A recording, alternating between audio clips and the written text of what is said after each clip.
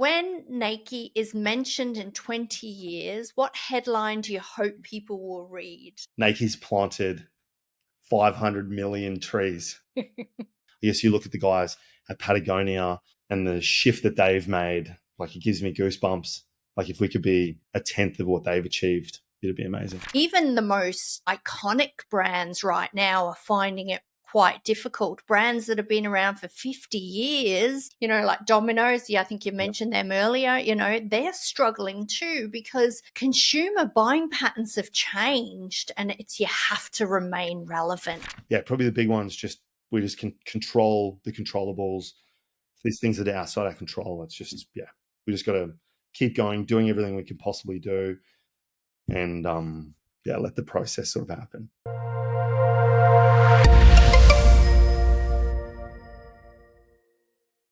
Welcome to the Honest CEO Show. I'm your host, Caroline Kennedy, and on this show, we go beyond surface level success to uncover real, raw stories of extraordinary business leaders. And today I'm joined with Dean Leibbrandt, and he's the co-founder of Nakie, the Australian startup turning ocean plastic into adventure gear. Sparked, I believe, by a scuba diving expedition. You were doing the expedition and you saw there was so much plastic out there and you were frustrated by how it was impacting the marine life, etc. And so Dean, his brother Jared, and his wife Tegan spent 9 months perfecting a hammock woven by 37 plastic bottles, which is just amazing. And so from this weekend side hustle to now be a global purpose-driven brand, Nakie's rise is a study in daring choices and a stubborn why. So welcome to the show, Dean. Thanks so much for being here. Thank you so much for having me. So take us back. Paint the 15-year-old Dean for us. What drove you back then? So I think for us, we came over from South Africa and we sort of had two sort of pillars that were pulling us. So in South Africa, most people either have their own business or they work in the corporate sort of field. And my grandparents, my grandpa, he owned one of the largest security businesses in South Africa. So dad's whole side of the family, one owned pharmacies, one was in security. My dad had a business in 40 Winks, so like the furniture business. And then mom's whole side of the family, they were more in the corporate side. So my grandpa was the CEO for Toblerone for Southeast Asia. When tobacco was quite big, the Camel cigarettes. And then my uncles and stuff, they were all also, one of them now even in Australia. So looking after Domino's Pizza, he was the CMO. So there was sort of, we were getting pulled from a corporate piece and then also from an entrepreneurial piece. And we probably had definitely that entrepreneurial spirit from the get-go. Even while before we left school, we were bringing stuff in from China, trying to sell stuff. My brother and myself even imported boats from the US when the dollar was parity. So we always sort of had that entrepreneurial spirit, but then we probably saw the struggle and the challenges that you do face as an entrepreneur. And we saw, our parents struggle, and we sort of probably shifted more towards the corporate side. So we both went to university, same as Tegan. We both studied, my brother and myself studied management and marketing, and we sort of off we went into the corporate side. But then there was, on the odd occasion, we'd still have a bit of a dabble in the entrepreneurial side. We were doing bits and pieces. We love boats, so bring in like boat trailers because people were having struggles when they were bringing boats in from the US. And we sort of climbed the corporate ladder. So I worked for Cadbury and then Bega and Johnson & Johnson, like national account manager, state manager sort of roles. And then when I was walking through the corporate game, my brother, he went overseas for 5 years and he went traveling all over the world. And every time he went traveling, Tegan and myself would try and pick a destination that he was in, and we'd spend all our 4-week annual leave and we'd go land up wherever he was. So it might have been back in South Africa, over in like Greece. I think there was another trip that we did in Asia. And I think every single time that we went, we'd always go scuba diving together. That was like a bit of a passion for us. We love the outdoors. And every time I think we sort of went, instead of seeing the amazing turtles and manta rays and stingrays, and even we went to Fiji once with him and we swam with bull sharks, it always came back to the boat. he was always, instead of talking about these amazing creatures and animals and experiences we were seeing, it always was like, wow, how many plastic bottles, especially straws. And yeah, it was a bit of an eye opener for us. And I think Tegan was probably the big one, saying, yeah, it's like just getting worse and worse, especially when we were diving in Asia. It was terrible. And when we sort of got home, Tegan and myself, we sort of said, how do we try and create a business that's more just about something we love? How do we also try and give back at the same time? And then Jared came back probably 6 months later, and we sort of had a chat to him as well. And he was 100% on board. And we, as again, we all love the outdoors. We love boating, fishing, camping. Tegan's two parents were, well, worked in the teaching system, so she used to have every school holidays off. So she used to always go camping every school holidays, and used to love setting up a hammock. And so it was Tegan's idea, the hammock. And we thought, yeah, how do we try and not just create a product, but how do we try and make a difference? And it sort of, we saw like a few brands over in the US that started making stuff from recycled plastic, and we reached out to maybe 5 or 6 different manufacturers over in China Yeah. and started the process, saying, hey, this is what we sort of want. We had like mock-up drawings, and then obviously the material, so that from like a drawing piece, that was the easy part. But then sourcing the recycled plastic bottles, that was a massive issue. So back in 2019, sustainability probably wasn't on everyone's mind as much as it is now. So it was like a massive struggle. It was the world's first hammock made from recycled materials. So we went to a few of the manufacturers, and they said, no, like, we don't do it, never done it before, we're not interested in doing it. And then eventually we found some guy that he was like, oh, let me see if I can try and give it a crack. And as you said, it probably took 9 months to eventually, yeah, get the finished product. And that's when we launched the end of 2019. Yeah, and that must have been a big challenge, particularly when you're getting a lot of no's and it's an industry first as well. And so tell me about that time and the difficulties with that 9 months with the R&D and the prototyping. Yeah, it was pretty frustrating because we thought, how hard can it be? It's like there's people that are doing other products. I think there was leggings and stuff that were made from like a recycled nylon, recycled polyesters. So we just thought, how hard can it be? And I guess we just kept pushing and said that was like our number one non-negotiable. It had to be, how do we try and, like, the overarching business is how do we try and make a difference, not Yeah. just a profit. And I think it'll probably come maybe in later in the episode more around the amount of brands that are becoming, you saw Zero Co just recently. I don't know if they went into administration, but they've closed doors. There's a lot of sustainable brands that are closing doors. So even now, it's like, how do we try and make a difference? But we still need to be making a profit so we can still be making an impact. Yeah, which we'll touch on a bit later. But yeah, our number one non-negotiable was how do we try and make it out of recycled materials? And eventually, after the back and forth. And I think that's probably the hard piece what people don't realize is you send through a design, they go create stuff, and that might take 2, 3, 4 weeks. Then the manufacturer sends it back to you. It could take another 2 weeks in the post. You get it. You might be busy, like we were busy with work. And then by the time like Jared and Tegan, we were all there in the same room, it might be another week. And then we send through the changes. So it's a long process back and forth, back and forth. But eventually, yeah, we nailed it. Made from 37 recycled plastic bottles. Yeah, and amazing. And then at what point did you decide to leave corporate and just go all in too as well? Because you were doing this, developing it all while you were still in corporate, which is smart, clearly. Yeah, so we all had like pretty good paying full time jobs. So I don't know. I think maybe because of like seeing our parents and seeing other entrepreneurs struggle, the number one thing was how do we try and I guess probably goes into in a piece as well. Like how do you try and, if you're going to create a business, how do you make it profitable from day dot?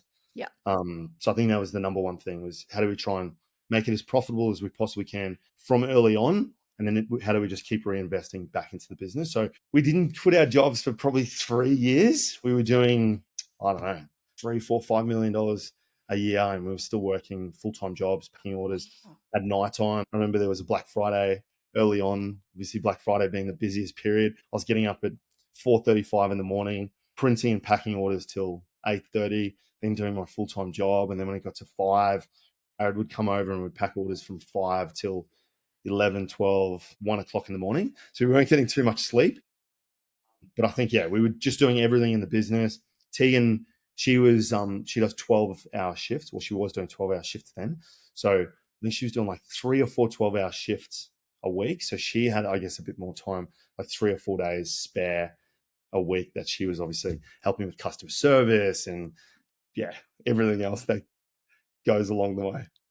Yeah, I think that's a true example of when you have a purpose, how it just drives you as well. Because a lot of people, without that purpose, you just don't keep going to the same degree, right? And you're Mhm. really invested in it.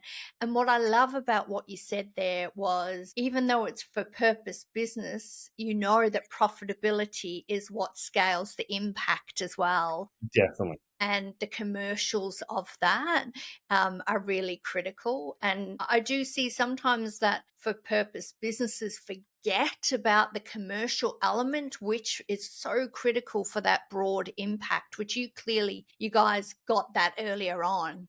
And I think being in like corporate game, especially for me, there was a lot of like financials that I was dealing with on a day-to-day basis. So we were running like a daily profit and loss on like Yeah. an Excel spreadsheet down to the cent. So we knew exactly how the business was tracking. We could just obviously keep putting more and more money into the business and continue to grow it. And then also what I didn't touch on either is so when Jared lived over in Canada, there was a company over there called 10 Trees, and they'd just gone onto Shark Tank, and they were the first company that planted trees for products. They planted 10 trees for every t-shirt they sold. And they went on Shark Tank back in 2011 and 12. And we've watched the episode multiple times, even with David, the founder over there. Like we talk to him pretty regularly. And the Shark Tank guy said, that's bullshit. No one's ever going to pay extra money to plant trees for a t-shirt. And like you look at the world now. But so Jared loved that. And we sort of incorporated that into Nakie. So when we had just the hammocks, it was like, how do we plant 2 trees for someone now and then 2 trees for future generations? So we plant 4 trees for every single product that we have. And then I think tying into, we were born in South Africa. Obviously, people don't have like the welfare programs and the dole and everything else that we have in Australia. It's like if you don't have a job over there, you're living on the street, you're in poverty. So we saw, I guess, the impact over there. So we, like everyone says to us, why don't we plant trees in Australia? But the latest stats is 320,000 jobs in Australia that are vacant. You know, if we go now create more jobs to try and plant trees, it's like, yeah, we're doing obviously a good job, but how do we try and change it? And now, so we've got our own reserve over in Kenya Yeah. where we're like taking locals that are like literally in poverty stricken areas and now we're giving them jobs. So we sort of call it, we're planting people out of poverty, not just trees out of, like not just planting trees, we're planting people out of poverty. And like we were over there last year and we're talking to some of the locals and they're saying before we employed them, they couldn't send their kids to school, couldn't put food on the plate. And then, so I think, yeah, the benefits, it's like you're planting trees. We plant mangrove trees. They take 3 times more carbon dioxide out of the atmosphere than normal trees. So there's like the first one, we're planting people out of poverty. And then the third one, we're building ecosystems in the like the riverbeds that's then bringing more fish that now fishermen and stuff can catch fish, and it's like it's building the whole community, not just planting a tree. But even like small things, it's like we're employing locals that then go back to their community, they get to spend that money, it's like Yeah. driving their little community and their economy. So it's, yeah, it's making a massive impact compared to, let's say, if we planted some trees here, we're probably not making as much of an impact. Yeah, yeah. And I also think too, so your impact is broad because it's also around the plastic as well. So you're not just looking at one area, you're looking at broadly how can we have an impact and still running a commercially sustainable business, which is very difficult to do.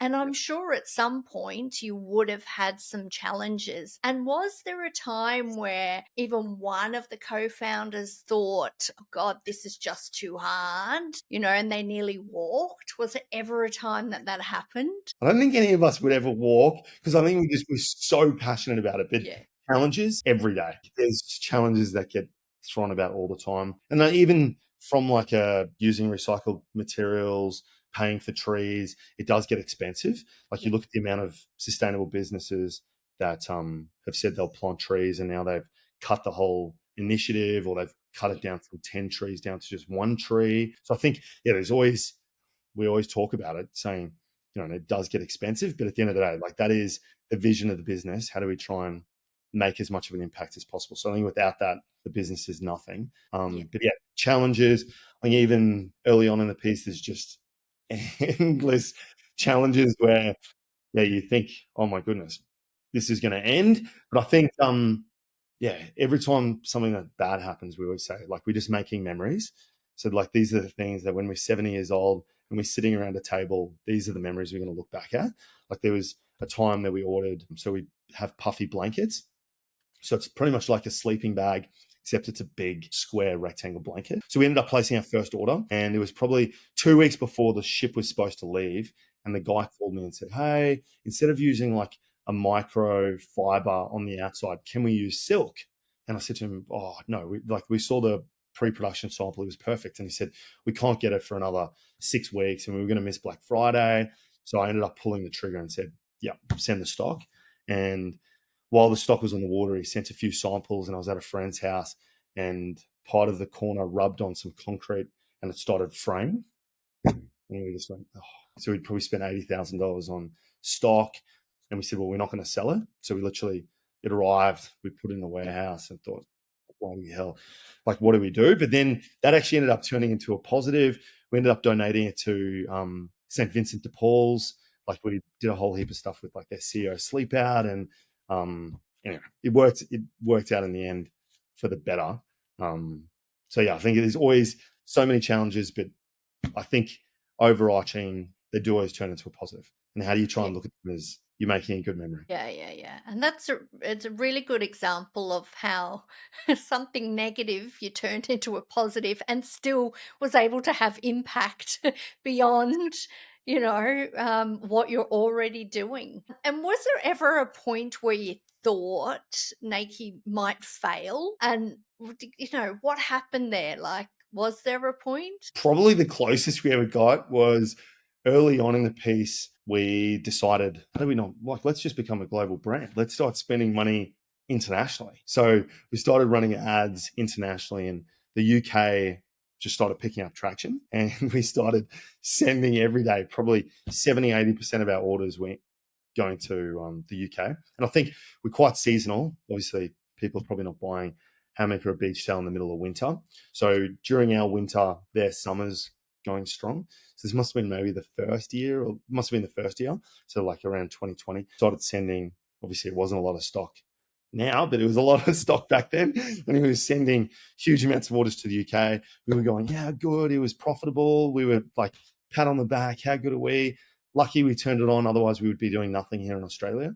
And must have been maybe 4 to 6 weeks in, we got our first email. Came from a customer saying, hey, I've just been hit with, let's say the product was £100. I've just been hit with £80 duties and taxes. And we went, what are duties and taxes? Like we hadn't even looked into what that was. And the emails after email after email came back, and we ended up, we said to the customers, hey, we're happy to split it 50-50. We didn't know what to do. So those orders, instead of being profitable, they became like a loss, and Yeah. started turning off the ads, and we just didn't know how bad it was going to be. And I hope, like, luckily, there was maybe only 20% of the orders that were getting stuck through customs. So it wasn't all of them. I think if it was all of them, we were probably potentially, we would have closed doors. But luckily, a lot of them slipped through the cracks, and, or like customers maybe just, they knew that they were buying from an international company, and they were paying it. But yeah, that was probably the closest we got.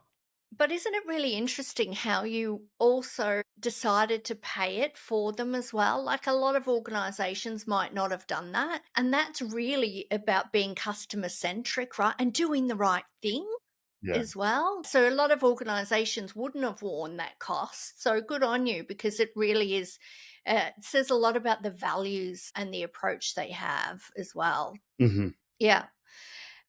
When resources felt scarce, whether it be money, time, or belief, which one do you think cracked first? Probably time. I Yeah. think eventually got to the stage when we all had full time jobs. Jared, my brother, was the first one. He called it quits. He actually had a lot going on. He was working full time, and his boss was out of control, just micromanaging, and he was probably working good 10-hour days at his normal job. And then obviously at Nakie, he'd just met a new girl, which is his wife now. And on top of it, he was training for a 100K race up the Blue Mountains. So I think he was probably only sleeping maybe 3, 4, 5 hours a night. And he was the first one to tap out and say, enough with a full time job. And he just went all in to Nakie. And then eventually for me, yeah, similar sort of happened. Not enough time to pick and pack orders, and we couldn't afford to go and pay staff to pick and pack the orders. So yeah, had to resign and go full time. But Tegan, she's the last one left. She's still working nearly full time as a nurse. So she's a clinical nurse, well, no, actually, a nurse unit manager, like a num at Green Slopes Hospital. And she's still, well, we just had a little one, so she's gone back. So it's a 5-day fortnight. So she can still help with a little Zara and yeah, still help in the business. Yeah. Well, she must love what she does as well, right? Also, it's like all about giving back. It's like she feels like she's making a massive difference. She's helping. Like we obviously say the little, like we say to Zara, it's like Tegan's gone to work. She's making sick people better. Yeah. So I mean, all of it, it's just how do we try and make a difference? Yeah, yeah, yeah. And what was the first unmistakable signal that Nakie had real traction? Probably say the Inspired Unemployed. I don't know if you ended up seeing what we did with the Inspired Unemployed boys.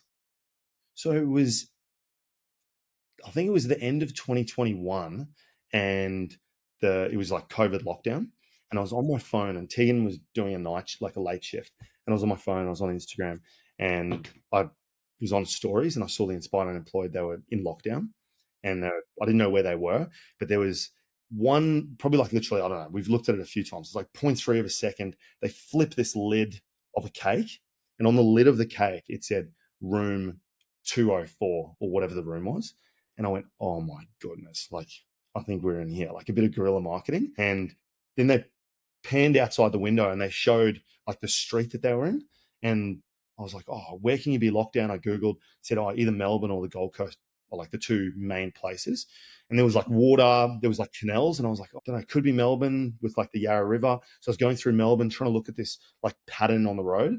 Couldn't find it, went to the Gold Coast, up and down, up and down. Eventually I found exactly where their hotel could have been. Like I was looking, a bit of a stalker, looking from their angle that their phone could have been taking, and went bang. So I called Jared and said, hey, tomorrow morning, let's go take them a hammock stand that they can lay in their hotel, and maybe like a case of beers.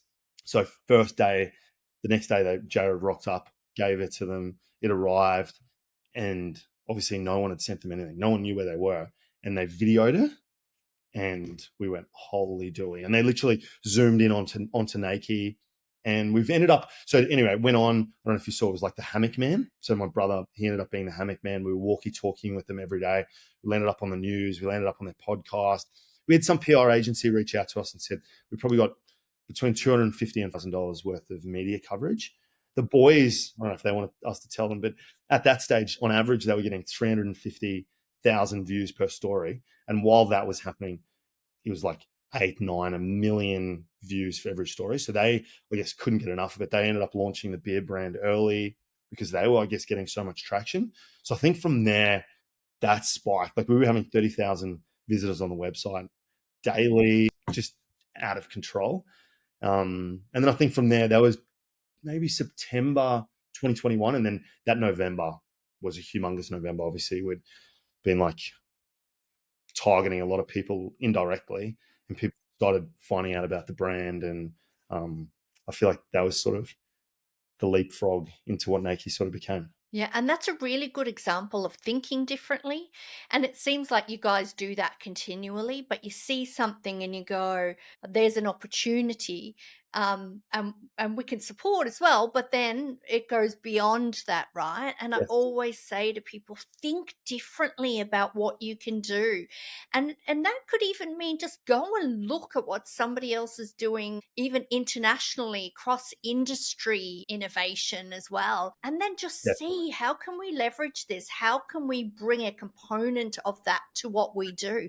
Which is a really good example that Well, you've I'd say just that's probably shared. one of our biggest strengths is like a number one, Yeah. one of our biggest things is how do we think outside the box? How do we, like, if you do the same thing over and over, you're going to get the same result. Yep. How do you do things differently? We take a lot of bets along the way, and a lot of them don't come like, yeah, don't come to anything. But yeah, every now and then we nail one that is huge. Like we've tried running TV multiple times. There's, anyway, the list is just endless. We sent a hammock to Chris Hemsworth. Like we obviously knew where his house was. Didn't end up being anything. But yeah, we obviously just always thinking outside the box, trying to do things differently. And you just never know what could be around the corner. Yeah, I love that. And you now process tens of thousands of orders per month, if not more. What operational habit lets you sleep at night?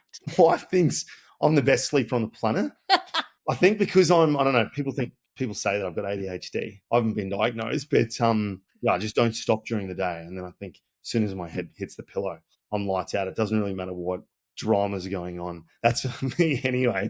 I just, as soon as I hit the pillow, I'm game over. But yeah, for the other guys, I think, yeah, probably the big ones, just we just can control the controllables. These things that are outside our control. It's just, yeah, we just got to keep going, doing everything we can possibly do, and yeah, let the process sort of happen. Like we can't sweat even obviously the big stuff. We just don't sweat the small stuff, don't sweat the big stuff. It's like we just control what we can control, and yeah, like we just how do we try and get better and better every day. Yeah, and I think that's really good advice for listeners as well, because I see a lot of business owners, CEOs who worry so much about things they can't control.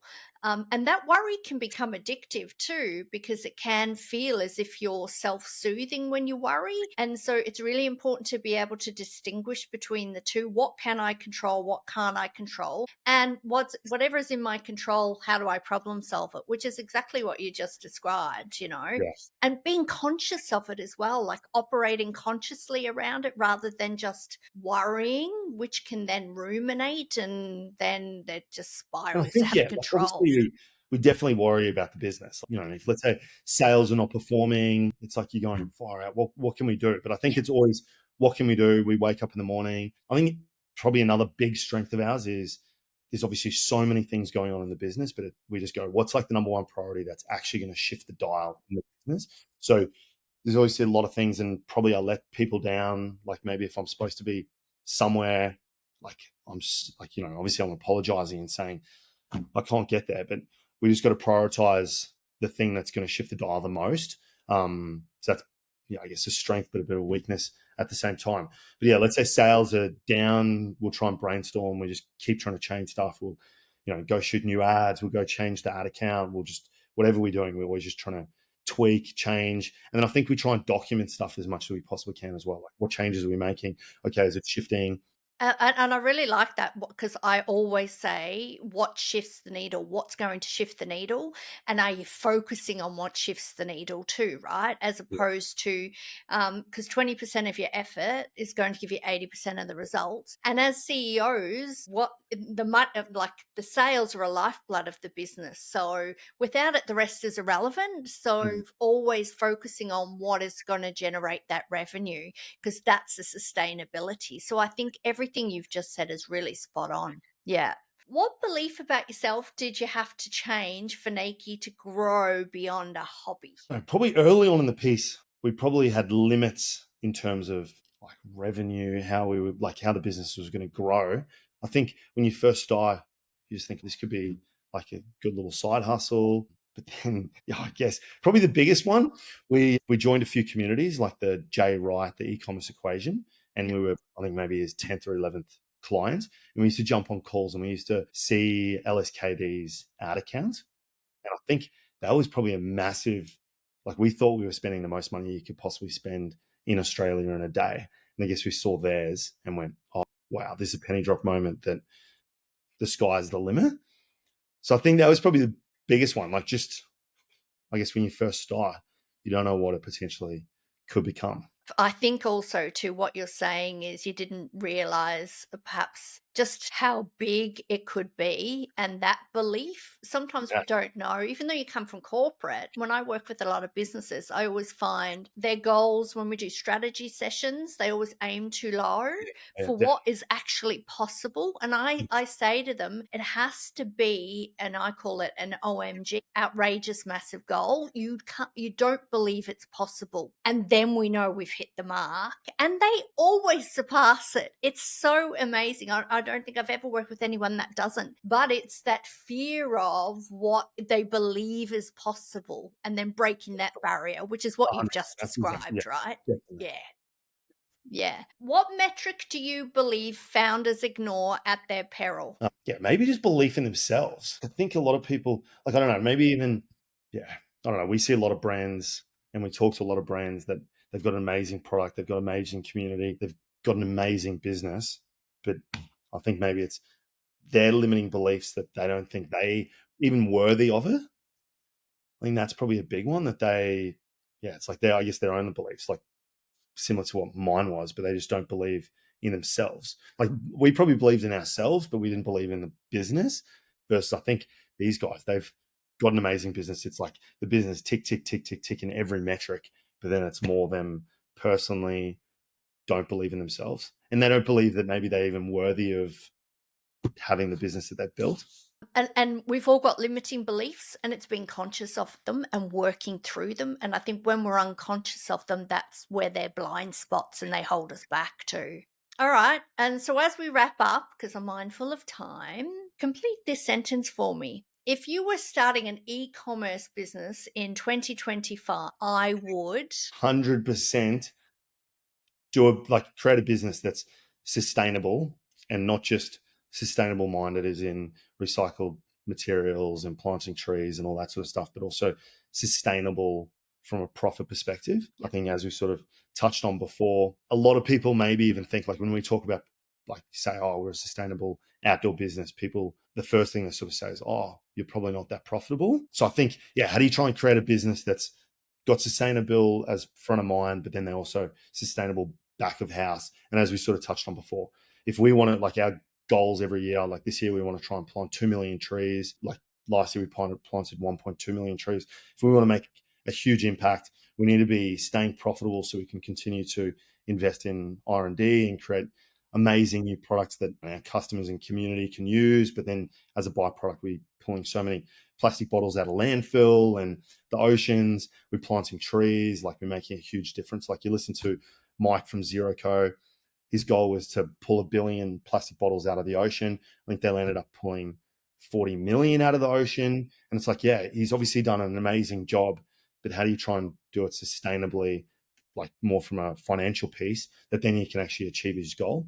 Like us, we don't pay ourselves a hell of a lot of money. Like, we invest everything back into the business, creating new products, building the team, building the infrastructure out.